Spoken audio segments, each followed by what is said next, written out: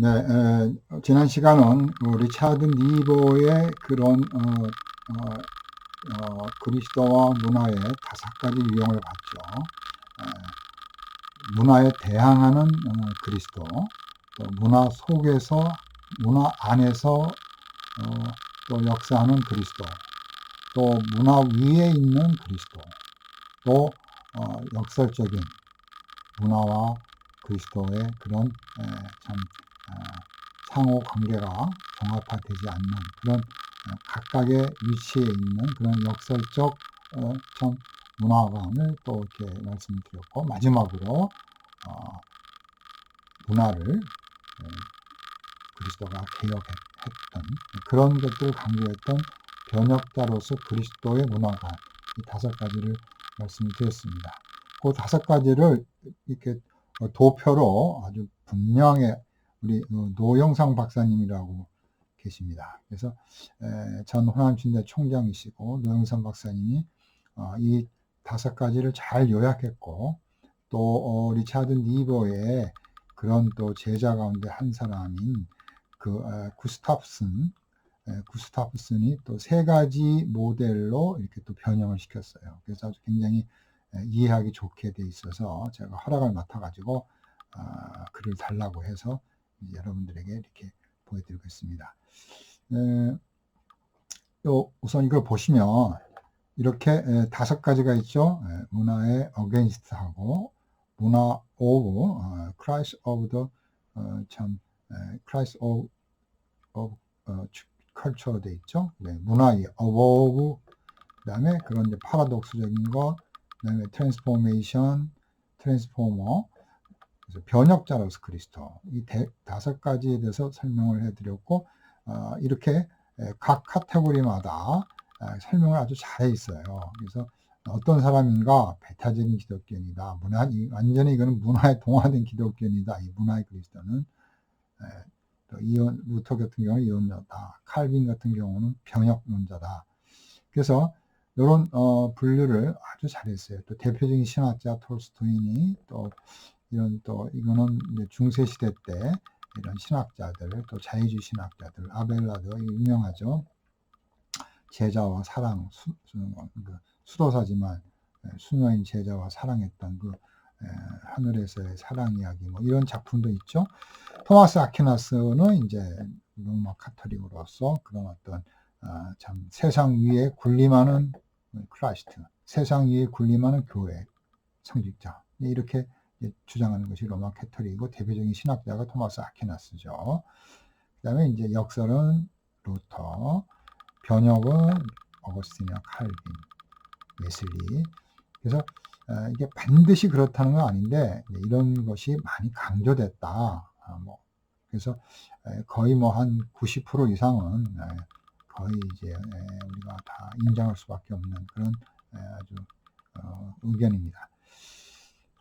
또 윤리적인 관점 뭐 이렇게 했습니다. 비판적인 거가 이렇게 나와 있죠. 그래서 저도 조금씩 비판을 했죠. 세상과 무관하다. 어게인스트, 완전히 산속파, 수도파들은. 그 다음에 문화 속에서 사는 사람들은 그리스도의 은혜를 약화시키는 거죠. 죄 속에서 그냥 살 수 있는 위험이 있는 거죠. 또 로마 카톨릭, 그 다음에 문화 위에 있는 관점은 인간과 세상의 죄성에 대해서 강조가 약하다. 또 루터 같은 경우는 세상에 대한 그리스도의 통치를 약화시킨다 이거죠. 그러니까 그리스도의 통치가 문화와 세속 통치자들에게 영향을 줘야 되는데 이건 각각이니까 그게 영향을 줄 수 없는 거죠. 그 다음에 이제 칼빈, 루터, 어거스틴이라든지 칼빈의 경우는 이제 이런 이론적인 경향, 분리보다는 종합적이고 하나로 함께 보기 때문에 하나님의 주권 속에 모든 것이 하나로 있는 이런 관점을 보기 때문에 교회와 세상 사이에 구분을 흐리게 할 수 있다. 이건 여기는 아주 철저히 구분하죠. 세상과 그리스도를 철저히 구분하는데 죄인이냐 의인이냐.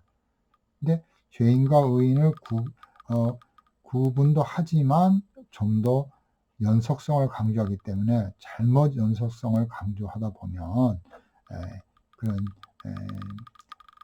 교회와 문화의 그런 각각의 고유한 특성에 대해서 혼동할 수가 있다. 대표적으로 그런 권한을 행사하는 것, 번역을 한다 하면서 말씀과 성령으로 번역하지 않고 인본주의적으로 번역을 할 때 바로 그게 남아공화국의 아파트르, 그 다음에 KK단이라든지, 그 다음에 크리에이티브 무브먼트, 백인 우월주의 그런 종파, 이런 잘못된 그런 우월 번역주의가 나올 수 있다 이겁니다. 구스탑슨이라고 있는데, 이 구스탑슨이 이제 이 리버의 제자로서, 이제 다섯 가지를 세 가지로 요약을 했어요. 보존자, 예언자, 참여자, 이런, 이제 좀 쉽게 이렇게. 그래서 보존자는 교회 타입이고, 예언자는 이제 이런 어떤 문화에 대항하면서 선지자 같이 이렇게 하는 거죠. 또 소종파 타입이고, 참여자들은 이제 뭐 과격화라든지 뭐 이런 데겠죠. 레디칼한 이런 제세를 받는. 참여자는 이제 칼빈 같은 트랜스포머파죠. 그래서 이렇게 세 가지로 이렇게 구분을 했습니다. 그래서 좀 더 이렇게 쉽게 세 가지로 한 것을 이제 소개해 드렸고, 이제 지금 시작부터는 우리가 이제 이해했던 그런 다섯 가지 유형, 또 우리가 성경적인 기독교 문화관, 그래서 구약과 신약에서 나타난 그런 문화관을, 그런 관점을 가지고 우리가 어떻게 이제 2000년 기독교를 어떤 문화의 모습이 있었는가를 탐구하겠습니다. 쉽지가 않죠. 또 방대한 그런 역사를 이렇게 간단하게 이렇게 또 우리가 설명하는 것도 어렵지만, 그 역사를, 오래된 역사를 우리가 다 알 수 없기 때문에 참 그런 한계가 많다라고 말씀을 드리겠습니다. 오늘날의 문화는 우리가 뭐 포스트 모더니즘이나 뭐 오늘날의 뭐 K-팝, 뭐 K 콘텐츠는 우리가 잘 알 수 있지만, 점점 시간이 과거로 갈수록 카타콤에서 과연 어떻게 했는가, 비디오가 없잖아요. 그죠? 여기에 뭐 그런, 여기서 무슨 글을 쓰고 문장을 쓰고 여기서 뭐 집례를 했던 그런 얻은 그 도구라든지 이런 게 없기 때문에 연구의 한계가 있다. 다만 이제 그런 간접적인 그런 작품이라든지 그런 이제 글들, 편지들, 이제 그런 것도 이방인들에게 나타난 글들, 이런 것들을 가지고 우리가 유추해가지고 관련시켜서 우리가 이제 이해를 하게 됩니다. 여기 카타콤이죠. 뭐 물론 저는 가보지는 않았습니다. 이제 카타콤에 이제 카타라는 것은 여기 이제 보시면 이제 뭐죠? 카타라는 것은 가운데라는 뜻이죠. 그 다음에 이제 카타콤, 이제 무덤이죠. 뭐 툼스톤, 뭐 무덤 비서할 때 우리 영화 툼스톤 이런 영화 있잖아요. 툼은 이제 무덤이죠. 그래서 툼바스하고 카타하고 합쳐가지고 무덤 가운데, 무덤 속에, 뭐 among the tombs 이렇게 되어 있어요. 그러니까 무덤 속에서 이제 그런 라이프 삶을 살았다는 거죠. 그래서 그러니까 100년에서부터 300년 사이에 기독교 문화라는 것은 이런 땅 속에서 빛을 보지 못하고 숨어서 핍박을 당하고, 또 많이 10명의 황제가 엄청나게 핍박을 했습니다. 그래서 마지막 콘스탄틴 대제가 313년에 기독교를 공인하기 전까지 바로 한 3대 4대 왕들 바로 전 황제들이 어마어마하게 피해 숙청을 했습니다. 막 여기까지 들어와 가지고 이제 그 우리 성도들을 잡아 죽였습니다. 그래서 피해 순교라고 부르죠. 참고 문헌 가운데 저희 스승이신 김명혁 교수님, 북한에서 이제 평양 의주에서 이제 내려오셨습니다. 그래서 그 순교자 아버지의 김관주 목사님이 계시는데, 그 아들이시고 저의 또 스승이시고 훌륭하신 분이 김명혁 교수님이신데, 이 김명혁 교수님의 글, 초대교회 형성이라는 글을 소개하면 기독교의 태동이 이제 어떻게 되었는지, 참 설명을 하고 있습니다. 그래서 기원과 발전은 바로 하나님의 섭리였다. 하나님의 간섭과 하나님이 보존해 주신 거다. 하나님의 인도 속에서 초대교회가 시작이 된 거다. 이게 이제 강조하시고 또 여기 내용에 보시면 이제 역사적 관점 속에서 연구할 수 있는 이런 자료들이 많이 있습니다. 그래서 여러 편지들도 있고 많은 초대교회 여러 문헌들이 많이 있는데 이렇게 눌러 보시면 초대교회 연구에 있어서 이런 도움을 이제 받을 수가 있습니다. 인터넷이 좀 느린데요. 여기 보시면 초대교회 형성에서 목차를 보면 이제 내용을 우리가 알 수가 있죠. 지금 바이러스가 들어와가지고 자꾸 이렇게 괴롭힙니다. 자, 그래서 어떻게 발전했는가? 그래서 이제 이런 참 토대를 쌓는 거, 그리고 이제 그 초대교회의 그런 모습들, 속사도 글들, 포일리가 이그나티시우스라든지 이런 사람들의 그런 글을 통해서 이제 초대교회를 우리가 이해할 수가 있는 거죠. 이단들, 이단들이 많잖아요. 말션, 노스틱, 몬타니우스라든지 그런 참 그런 이단들, 그리고 이제 여러 그런 신학파들, 알렉산드리아, 오리겐, 또 클레멘트, 요게 이제 알렉산드리아 학파고, 그 다음에 라틴은 터툴리안, 키프리안이고, 그 다음에 이제 안디옥 학파도 있죠. 안디옥 학파는 이제 크리소스톰이라든지, 또, 그런, 테오도르, 이런 사람들이 많이 여기 또 있습니다. 헬라어를 쓰는 그런, 그 터키 쪽에 있는 안디옥 학파들. 여기 있네요. 안디옥 학파들. 그 다음에 이제, 그 어떤 어거스틴까지 이렇게 이제 설명을 해놨습니다. 여기가 한 400에서 한 500까지를 다루신 것 같습니다. 자, 그러면 여러분들이 이걸 못 보셨구나. 죄송합니다. 여기 여러분들이 이 화면을 못 봤군요. 제가 오른쪽 화면을 하면서 이렇게 되어 있으니까 다시 한번 양해를 구합니다. 자, 이렇게 이제 참고문헌 가운데 초대교회의 그 어떤 형성에 대해서 설명드렸고, 그리고 이제 초대교회를 우리가 어떻게 문화적으로 볼 수 있을까 생각을 해봤는데요. 깊이 있게 큰 연구는 하지 못했습니다. 그러니까 제가 이제 생각했던 것들을 써봤는데요. 우리가 아는 대로 이제 사도행전 2장에 오순절 사건이 일어난 후에 아주 성령 충만한 삶, 그래서 성령 충만한 문화가 이제 형성이 되는 거죠. 그래서 말씀에 순종하고 모이기에 힘쓰고 기도하고 구제하고 교제하고 참미하고 또 어려운 사람들을 도와주는 서로 모든 것이 다 주님의 것이다 라고 인정하면서 어떤 참 나눔의 삶을 했던 모습을 보여주고 있습니다. 그래서 이제 아주 초기에 순수했던 기독교적인 가치관, 또 세계관, 문화관 이런 것들을 우리가 사도행전 4장, 2장에서부터 4장을 통해서 좀 우리가 볼 수가 있습니다. 그리고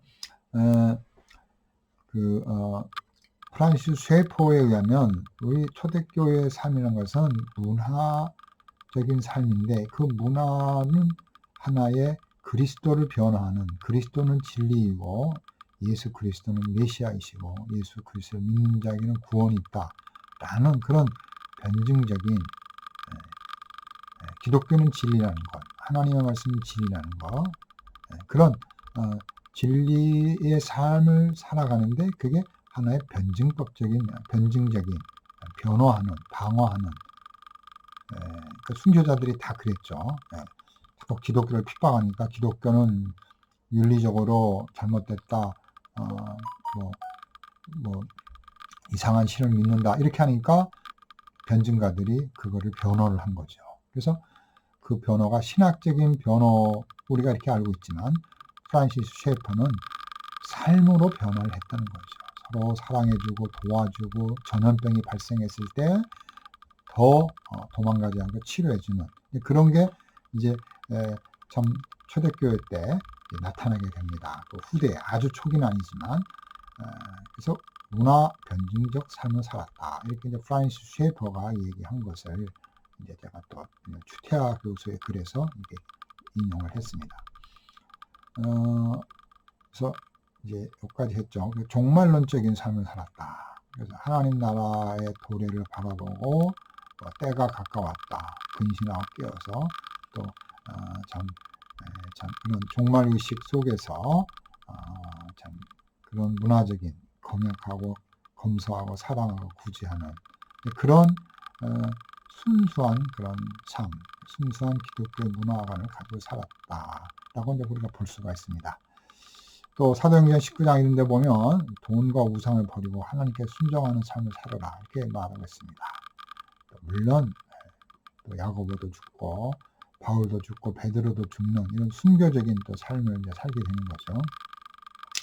그래서 우리가 이제 그 1세기의 문화를 좀 더 자세히 이해하려면 이제 그 책도 많지도 않고 또 과연 1세기의 우리 기독교의 문화에 대해서 사실적인 것들을 어떤 자료와 그런 고고학적인 증거를 가지고 설명을 해야 되는데 그게 이제 많지 않기 때문에 쉽지가 않습니다. 그래서 그럼에도 불구하고 1세기 그리스도 로마 사회 상황과 1세기 초대교회의 삶의 모습을 우리가 이해해야 되는데 예를 들면 이런 책들 우리가 몰랐던 1세기 교회 박영호 박사님이신데 포항제일교회 목사님이시고 가끔 우리 평택대학교에도 이제 사모님과 같이 오십니다.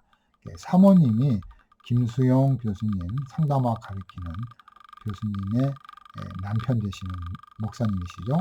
우리 상담학 김수용 교수님의 남편이 박영호 박사님이신데 목회하시고 이런 귀한 책을 쓰셨어요. 우리가 몰랐던 1세기 교회. 그래서 초대교회 때 그런 그레코 로망 시대의 그런 문화 그걸 잘 이해해야 된다. 그리고 이제 한마디 얘기한 것은 이런 가정교회를 무조건 초대교회는 가정교회다 하면서 오늘날 우리가 알고 있는 그런 가정교회를 자꾸 상상하는데 그게 이제 조금 문제가 있다고 이제 보고 있는 거죠. 자, 그다음에 이제 카타콤 시대가 이제 되는 거죠. 그래서 카타콤 시대는 이제 100년에서부터 이제 313년까지인데 땅 속에서 이제 사는 거죠. 얼마나 힘들었겠습니까? 많은 그런 황제들이 이제 핍박을 하는 거죠. 그래서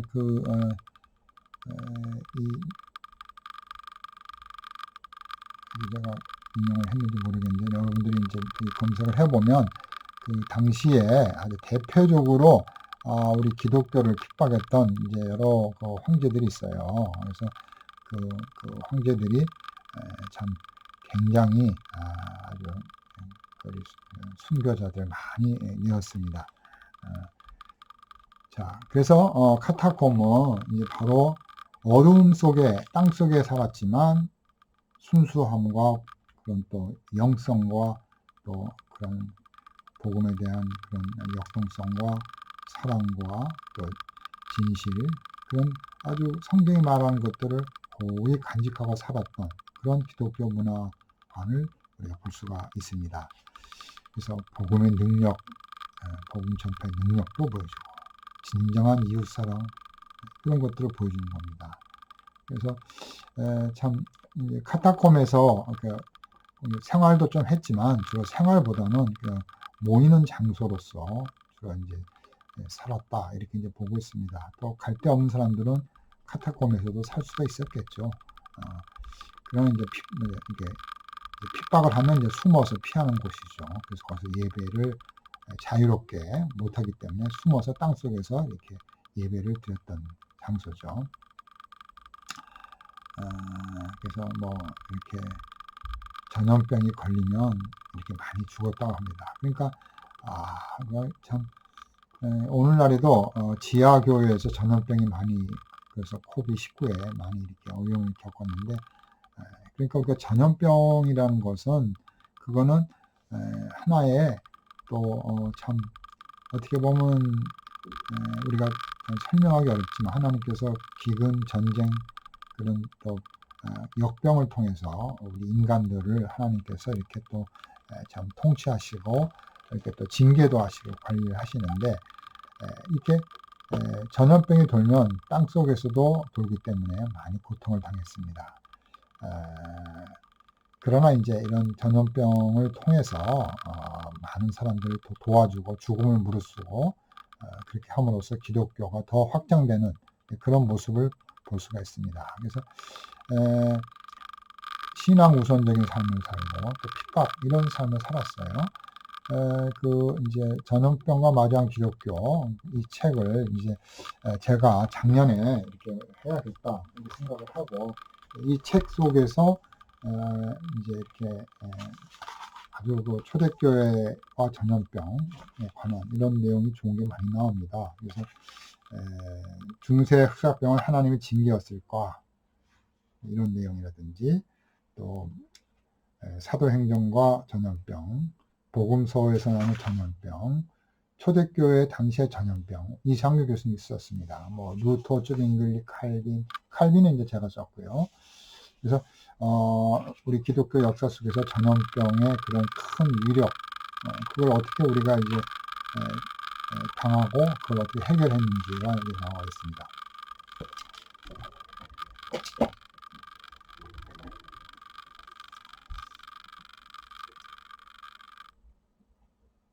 자, 그래서 이제 특별히 이제 요 때가 참 굉장히 우리가 핍박을 당하고 있을 때이지만 굉장히 심했습니다. 그런데 이제 굉장히 우리 기독교인들이 참 이렇게 위험을 무릅쓰고, 파라볼라노이,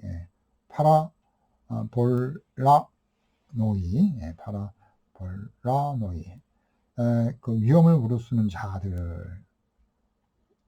그래서 참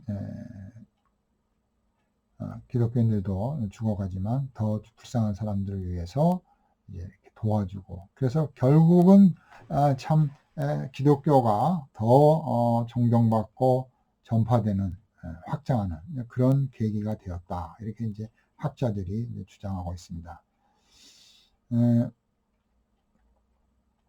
이런 것도 여러분들이 이제 읽어보시고요.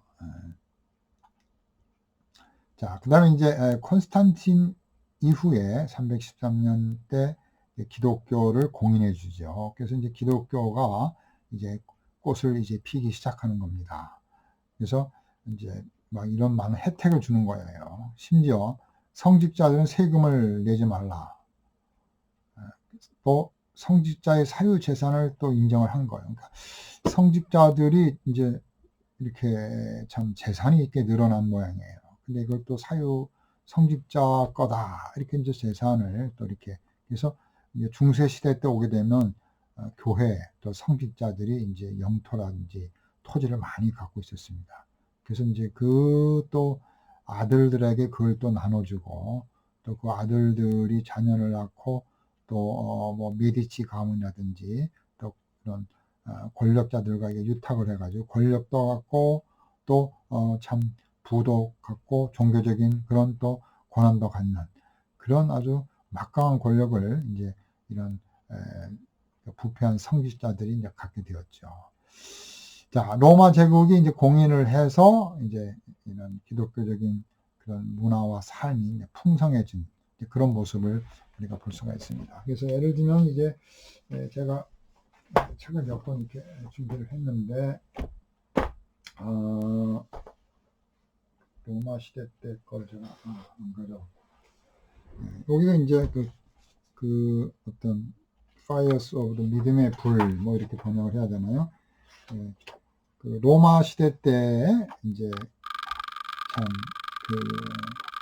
많은 핍박 가운데서도 참 믿음이 불처럼 퍼져나가고 확장되고 빛을 준 이런 모습들을 이제 쓴 책입니다. 그래서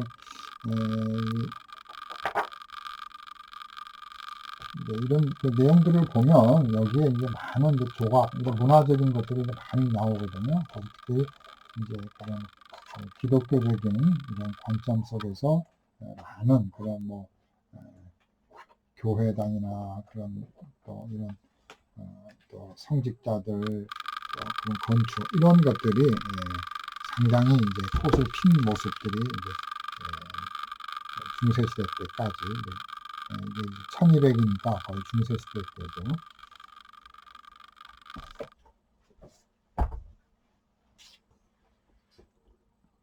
자, 어거스틴을 보면 이제 이 어거스틴이 이제 대표적인 이제 고백록도 있고 또 뭐 삼위일체도 있고 또 여러 책이 많이 있지만 우리가 또 그런 어떤 아주 대작품, 그 신의 도성 이 작품 속에서 어거스틴이 이제 참 그런 신학적인 것뿐만 아니라 또 문화적인 면들을 보여주고 있습니다. 그래서 리차드 니버가 이 어거스틴의 그런 신의 도성에 대해서 어떤 문화적 관점을 가지고 있는가를 아주 잘 썼습니다. 그래서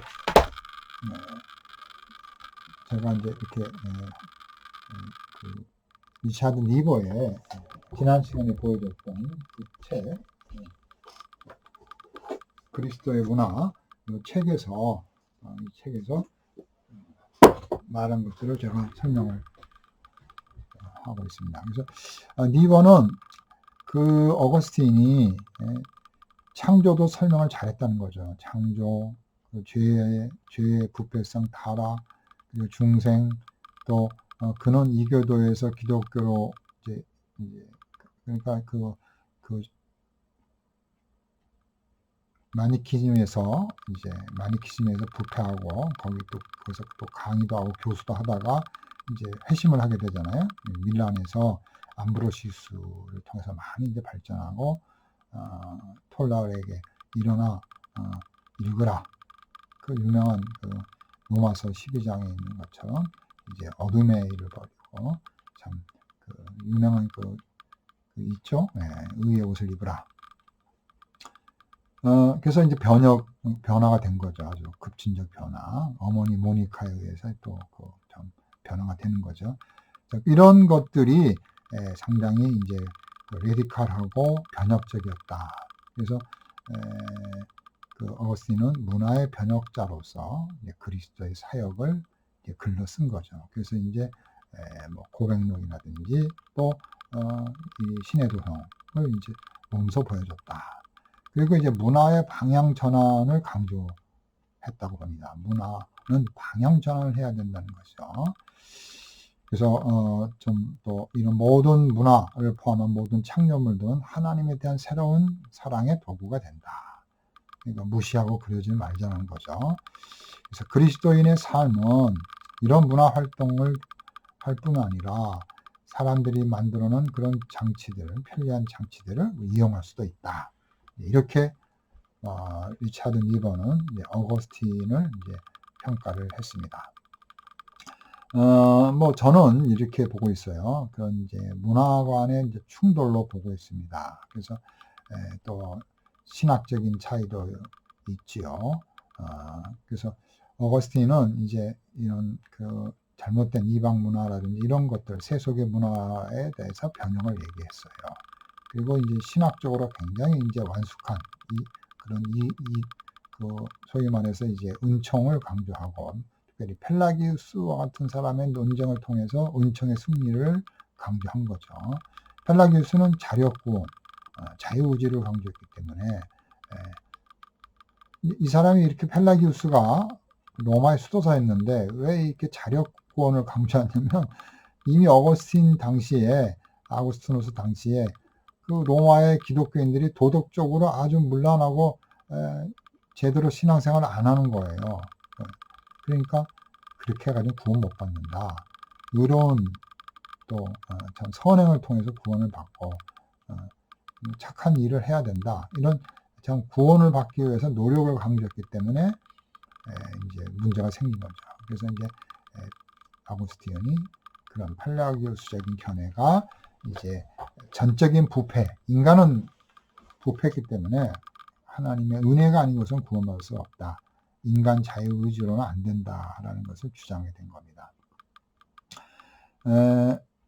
이제 요것부터 여러분들 읽어보시고, 중세 시대 때 어거스틴의 문화는 상당히 변혁적이고 개혁적이다. 그의 삶이 그랬고 그의 문화적 활동이 그랬다라고 이제 볼 수가 있고요.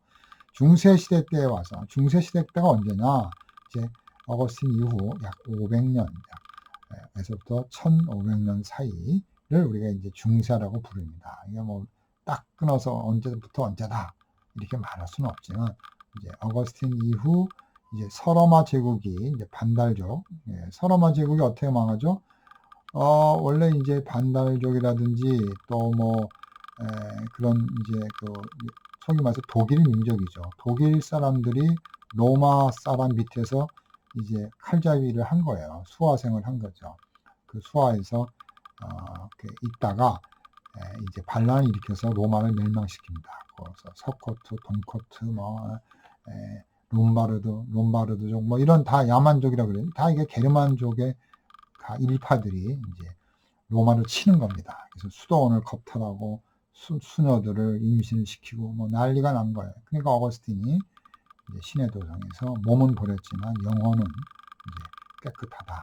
그래서 하나님 나라를 바라보자. 이런 내용들이 이제 신의 도성에서 나오게 되는 겁니다. 중세는 이제 어떻게 보면은 상당히 이제 교회 중심의 그런 시대죠. 그래서 이제 땅속에서 나온, 카타콤에서 나온 우리 기독교인들이 이제 세상의 빛을 본 거예요. 그래서 세상을 한번 기독교적으로 꽃을 피우고 교회를 크게 짓고 떵떵거리고 관리라든지 문학, 뭐 예술, 음악, 뭐 정치, 경제 모든 면에 있어서 이제 아주 문화를 꽃을 피웠습니다. 즐기고 그걸 향유하고 그 속에 살았죠. 근데 이제 교회의 지도자들이 그걸 다 주관을 한 거죠. 그러니까 어떻게 보면 종교 지도자들의 그런 아주 물밑나는 신나는 그런 세계가 바로 종교개혁 시대입니다. 그래서 성도들을 보살피고 말씀을 가리키고 신앙생활하고 그런 것보다는 지도자들 중심의 세계가 된 거죠. 성직자 중심의 세계죠. 다 꼼짝 못하는 거죠. 그러니까 이제 만인 제사장을 주장하게 된 거죠. 교회와 성직자 중심의 세계관이고 교회와 교황의 권위에 순종하는 그런 수동적인 삶을 사는 거예요. 그러니까 어떻게 보면 이제 그런 인간의 그 순수한 하고 싶은 성도들이 하고 싶은 것을 함부로는 못한 거죠. 그러니까 성직자들이 좋아하는 것 그런 쪽으로만 이제 발전을 하게 되는 거죠. 그래서 교회를 짓고 교회 문화 또 스콜라 신학이라든지 이런 쪽으로 이제 발전을 한 거죠. 그 중세 시대 때 여러 가지 특징들을 이렇게 제가 써봤습니다. 그래서 지금 벌써 시간이 33분인데요. 자, 이제 중세 시대 때는 이제 어떤 일이 있었는가, 뭐 여러 견해가 있을 수가 있습니다. 참 경제적, 정치적, 종교적 아주 혼돈의 시대였어요. 또 흑사병이 많이 일어나죠.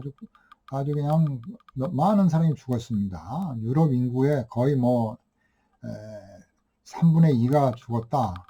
뭐 3분의 1이 죽었다. 뭐 그런 뭐 로마 교황청에 있는 그런 또 보고서에도 이렇게 기록이 되어 있는데 어마어마하게 죽었습니다. 뭐 영국이라든지 뭐 이런 이탈리아라든지 엄청 죽었어요.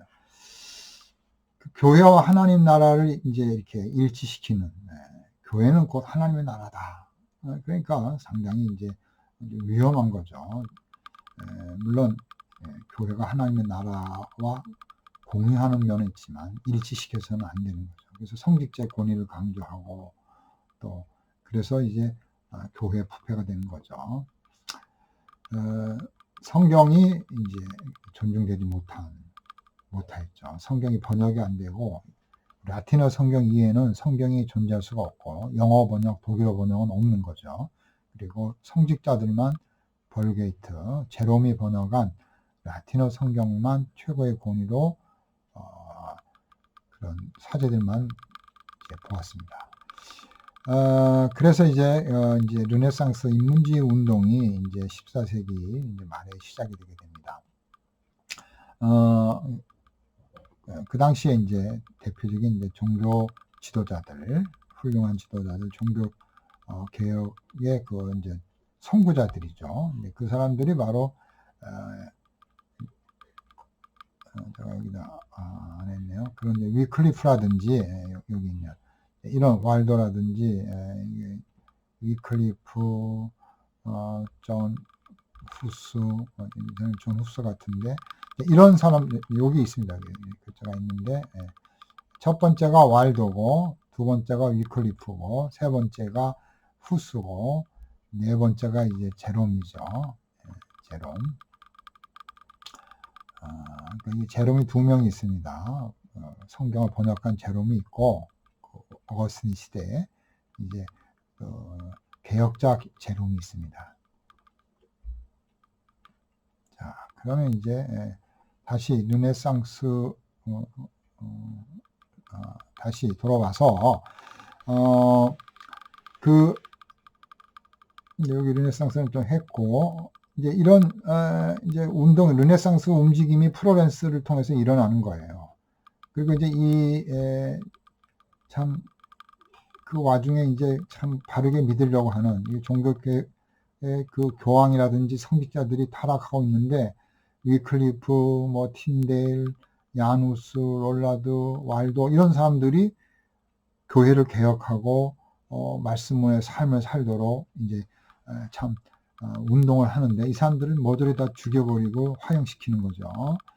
그 다음에 이제 그 종교 지도자들은 성인권 논쟁에서 참 누가 먼저 참 위임을 주느냐, 황제가 교황을 위임하느냐, 교황이 황제를 위임하느냐, 이걸로 이제 투쟁을 싸움을 하는 거예요. 그래서 교황이 그 양보를 나중에 안 해요. 그래서 나중에는 황제들이 와가지고 황제에서 파견해가지고 교황에 무릎을 막 발로 차고 뭐 어마어마한 또 폭력이 행사하다가 또 그것도 말 안 들으니까 프랑스 황제들이 위그농에다가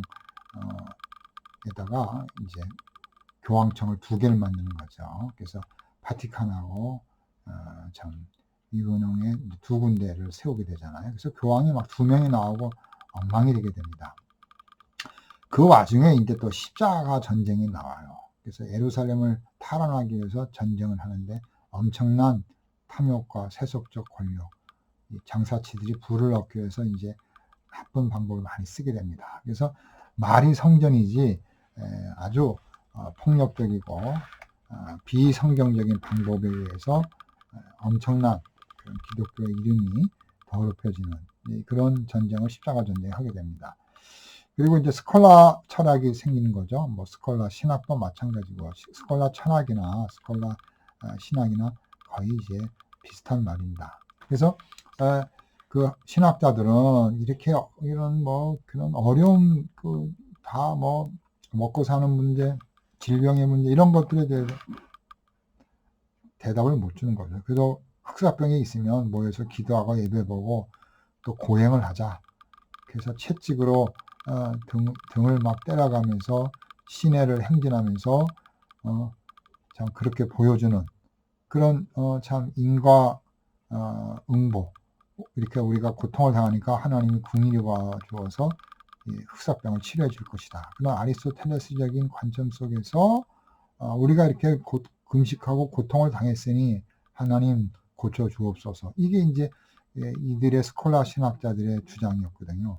그게 이제 안 된 거죠. 그러나 이제 종교개혁자들은 회개도 하고 하나님의 그런 섭리로 인정을 했지만 그러나 과학적으로 또 참 자연 치료적인 방법에 의해서 참 노력을 했어요. 그래서 교육기관 제너바 칼빈의 교육기관은 바람이 제너바에 질 때 그 참 강바람 제너바 호수에서 시원한 깨끗한 바람이 오는 거기에다가 제너바 대학을 졌어요. 왜냐하면 공기가 나빠가지고 병이 걸리는 걸 알았기 때문에.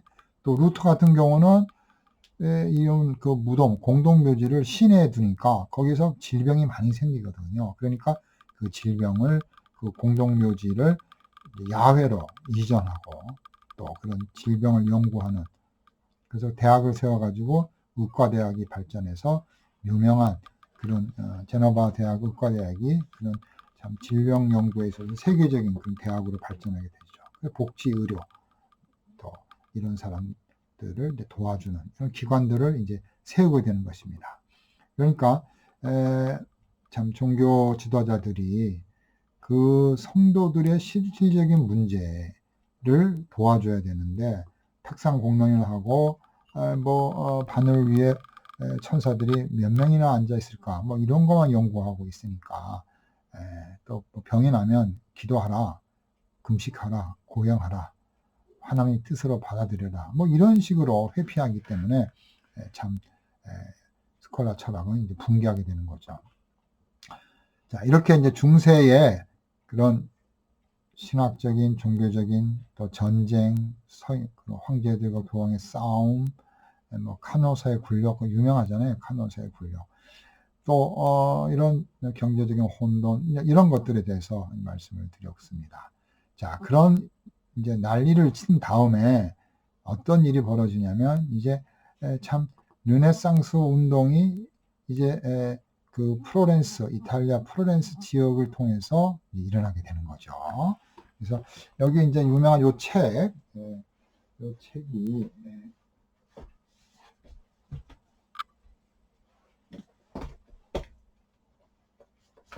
브루크하르트의 책인데 이게 이제 휴머니스트 앤드 리포머스 해가지고 이 책도 아주 굉장히 제가 브루크하르트 책을 지금 요 책은 제가 못 갖고 왔는데 이제 지금 못 찾았습니다. 제가 이 책도 있는데 요거는 이제 그런 유사한 책이에요. 르네상스와 이제 이런 종교 계획자들, 또 휴머니즘에 관련된 책인데 이 책도 굉장히 이제 이 책도 아마 우리나라에 번역이 됐을 거예요. 톰 스미스 건데.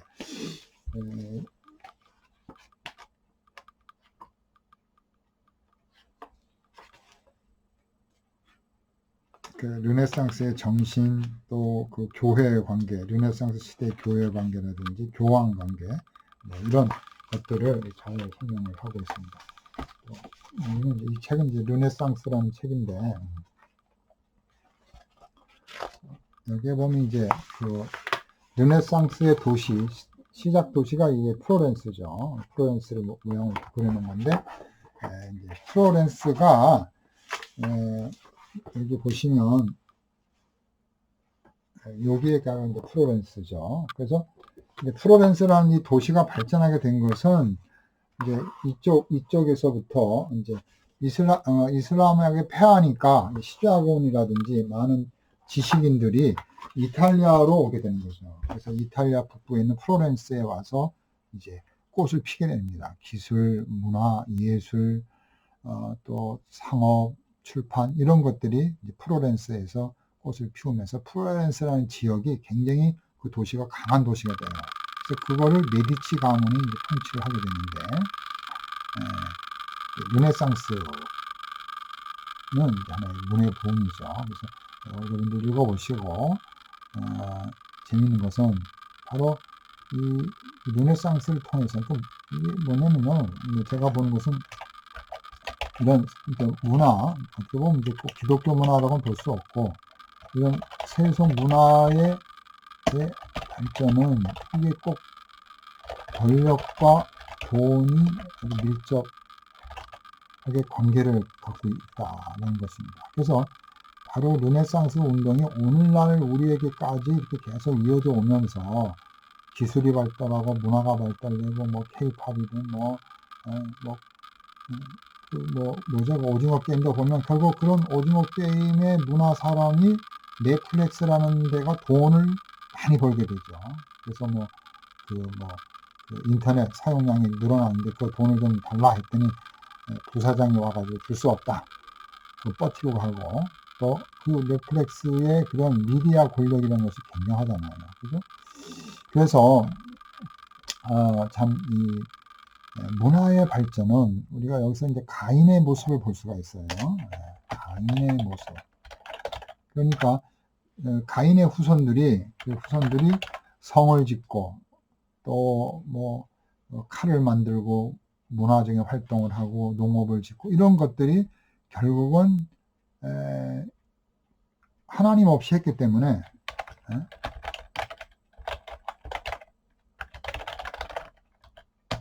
발전은 결국 이제 심판을 받는 그런 것을 우리가 늘 이제 명심해야 됩니다. 그래서 우리가 잘 살고 풍성하고 즐기고 행복한 거, 뭐 세속적으로 행복한 거, 그게 결과가 결국 거기에 그리스도가 중심이 되지 않냐고 하나님의 말씀이 없기 때문에 결국 심판으로 이어진 것을 우리가 볼 수가 있습니다. 그래서 이 메디치 가문이 굉장히 유명한 가문인데 꽉 잡고 있었습니다. 그래서 피렌체 이 피렌체 그 지역을 완전히 아주 이 피렌체는 있죠. 피로렌지가 이제 프로렌스로 이렇게 발음이 됩니다. 그래서 같은 거죠. 피렌체나 프로렌스나 같은 말인데 영어로는 프로렌스라고 부르죠. 여기에 완전히 이제 무역, 또 상업, 또 많은 그 문화적인 발전이 이제 오는 거죠. 그래서 이탈리아의 그런 이제 제2의 황금 시기, 뭐 물론 로마 시대 때는 이제 로마가 이쪽에 있겠죠. 로마가 바티칸 로마가 여기 있겠고 피렌체, 그다음에 밀란이 이제 여기 있죠. 밀란이 북쪽에 있습니다. 밀란. 그래서 이 이탈리아의 전성기를 이제 이끌고 갑니다. 그래서 이제 피렌체의 이 메디치 가문이 완전히 이제 아주 뭐 은행까지 만들어 가지고 돈과 권력 또 여기 보시면 이제 그 교황을 또 만들어냅니다. 여기 보세요.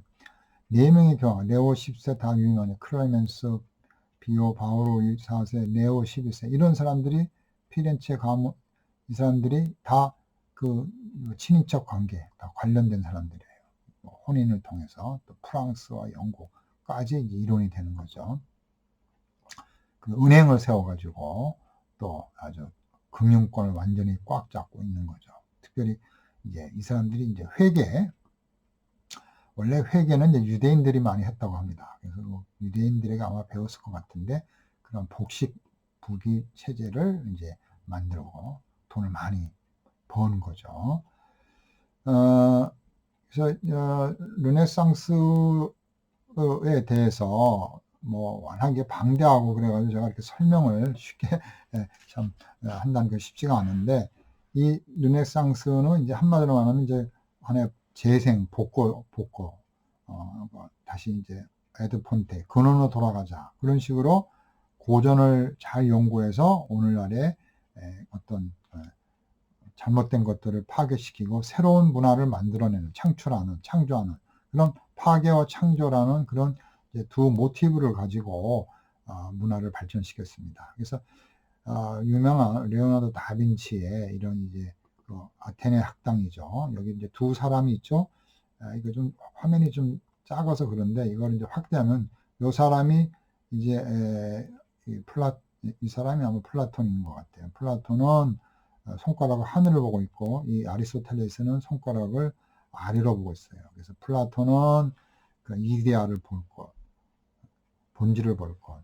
그 다음에 이 아리스토텔레스는 이런 현실 또 참 어떤 원인과 현재 원인과 결과를 주목해야 하는 그런 원인론이라든지 그런 어떤 생물학 분류 실제로 보이는 것 이런 것들에 영향을 많이 준 거죠. 땅에 관련된 것들은 아리스토텔레스가 많은 영향을 줬고 어떤 본질과 이상과 그런 어떤 참 어떻게 보면 좀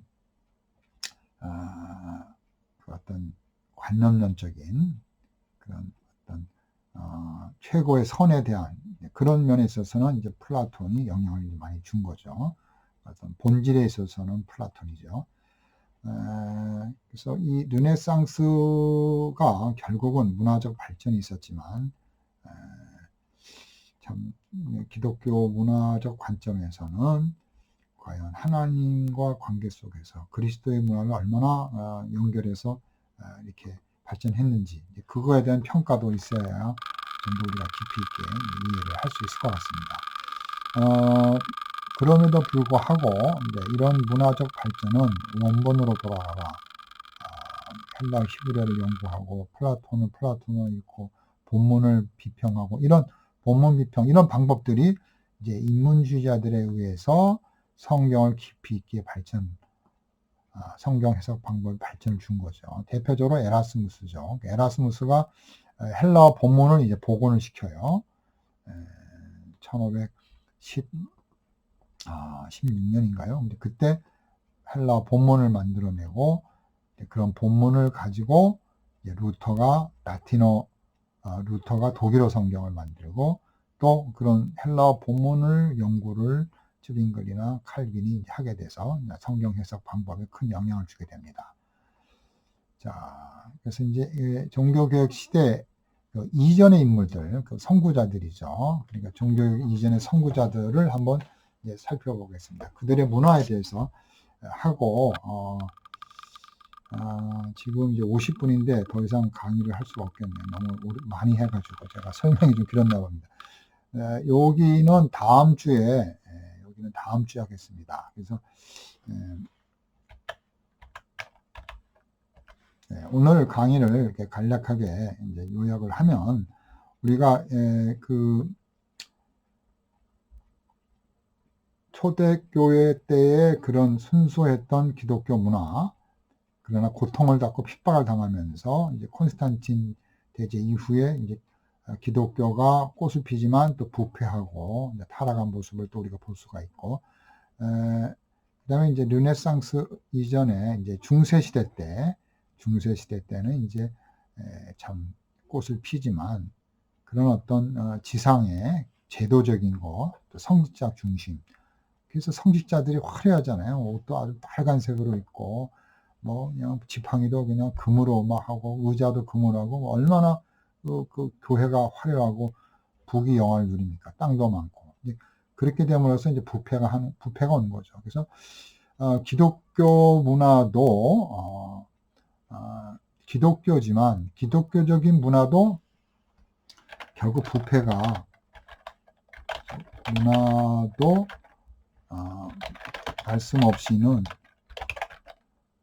부패와 심판이 온다. 이런 교훈을 우리가 중세로부터 받을 수가 있습니다.